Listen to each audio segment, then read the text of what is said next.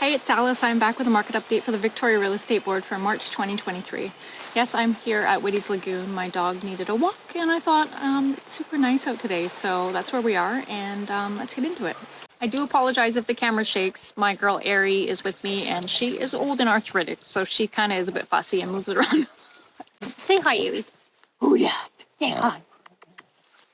So sales for March 2023, there was 590 that went through in the Victoria Real Estate Board. That's down 29.2% versus last March. Again, it's just slow. This has been the theme for this year, so it's continuing. New listings, there was 1,118 listings come to market in the Victoria Real Estate Board. That's down 8.86 versus last year. I don't think that's too crazy. It's typical. I mean, we're going to see listings come to the market at a quicker pace now that we're into the spring market.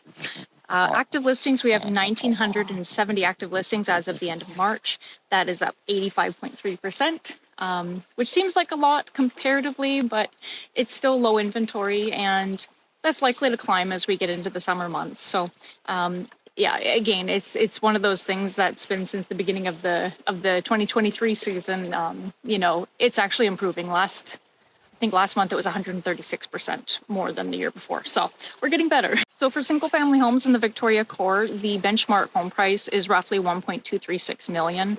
That's down 10.9% versus last year. Pretty typical with the benchmark prices. So we're continuing on that tangent.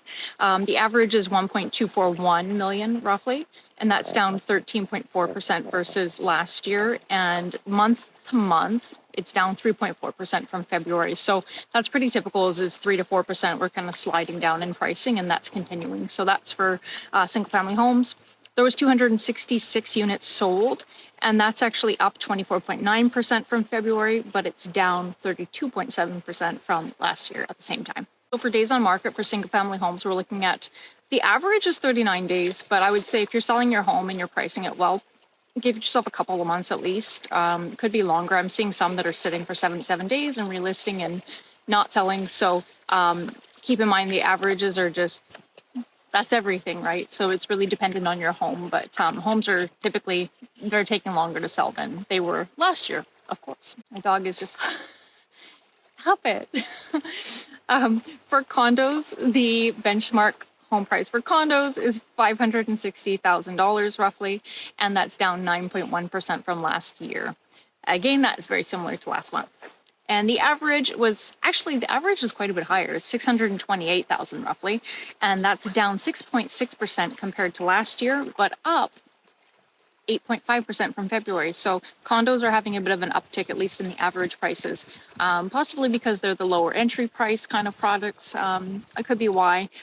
I'm not quite sure. It's interesting there's such a spread between the benchmark price and the average, but I'm sharing it with you. Do what you will with that information. The average days on market for condos right now in the Victoria core are 33 days. Again, that depends on if you have a 2-bedroom, they're going to sell quicker. If you have a 1-bedroom, they tend to sit longer. If you have a studio, it's even longer.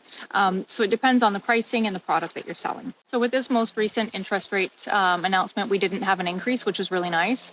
A lot of mortgage brokers figured we wouldn't, so that was awesome, and hopefully that continues. A lot of buyers that I'm working with that are choosing to sell and buy something else are trying to port their mortgages so that they can keep their low rates, which helps a lot.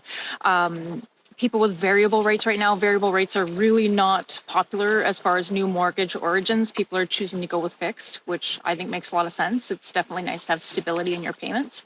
But I've just heard of somebody who had their payments go up $1,500 this year since January because of their variable rate mortgage. So people are still getting beaten up by that. And unfortunately, that really sucks. But that's the nature of variable rates. So if you're wondering how people are doing, if you haven't talked to a mortgage broker, you might want to go and update your pre-approval with these rates, just so that if you find the perfect property, you can actually pounce on it when it's time. As far as the market activity, I'm finding that it's actually picking up quite a bit. I'm getting a lot more inquiries myself. And so the thing is if you were a smart buyer, not that you're not smart if you're not buying right now, but a lot of investors, they're putting their money into the market right now because they know everybody's being scared and kind of staying at home. So anticipate in the summer it will likely pick up, and you might see more and more bidding wars, unfortunately. That could put pressure on the prices to go up as well. For certain properties, like some probably not, but I think it will for those bread and butter type of homes with suites. They're just you know, people sit on the sidelines and then everybody wants those houses when they do come back in the market. And so I would anticipate that you're going to see multiple offers more and more there because you're already seeing them in certain pockets, but probably that will spread throughout the market, unfortunately. But Victoria is very cyclical with how people do real estate. Everybody kind of does the same thing all at once. So if you're one of those people that wants to sell, but you're kind of stuck in a hard place because you're not in your forever home, but the rates are kind of crazy. Sorry, my hair is doing that weird thing. Whatever. I'm in that position too. I want to move and get more property, more land, but I'm not quite ready yet. I'm preparing my home.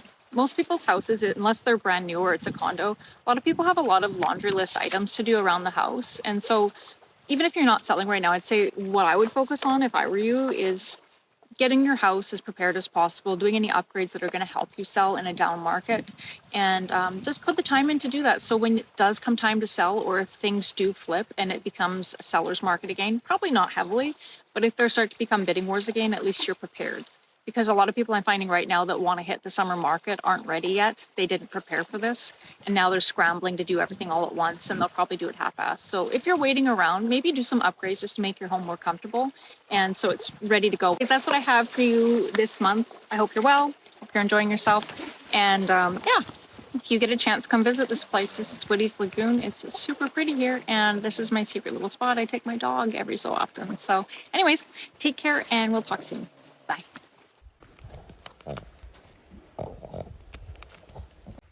Like sometimes real estate is a bit fun. Like I'm not complaining about having to do a market update on the beach. I'll survive.